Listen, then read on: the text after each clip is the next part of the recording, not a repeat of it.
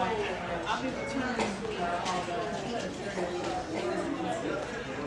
always enjoy it.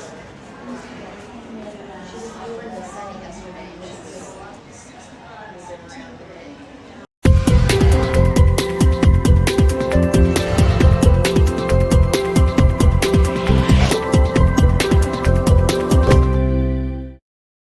I don't care who you vote for, vote.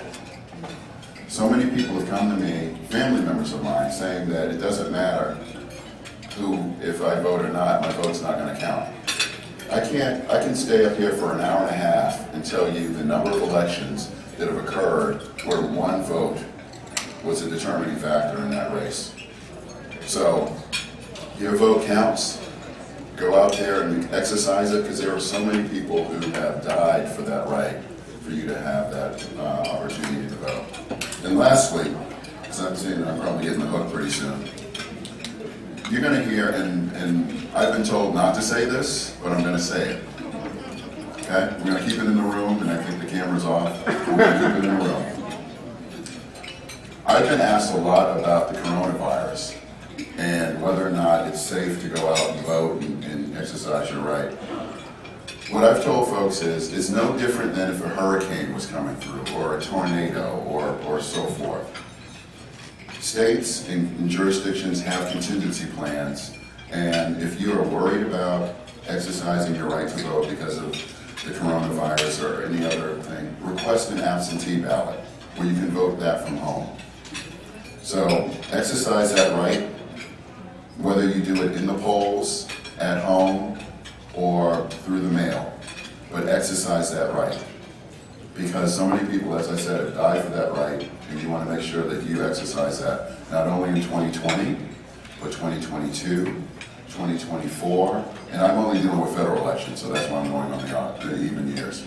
So with that, I'm going to end. But again, thank you so much for having me here, and I'll be here for the entire day if you have any questions or so forth. Thank you, Commissioner. Don't leave. If you'd be so kind to just tell us in a few words why you have been coming to this event. Happy to do it. So, personally, I've had issues with reading and writing throughout my entire life. It's a non-diagnosed disability. I can speak for hours on end, but it takes me a little bit longer to read through things. So I understand when obstacles are put in your way and trying to get past that. And so one of the things that, I have 3 small children, not so small anymore, and I think that some of them have issues that have gone undiagnosed. And so I think of it as a person who believes in these issues in terms of disability rights, to ensure that we continually fight for that. And it's not a burden on anyone.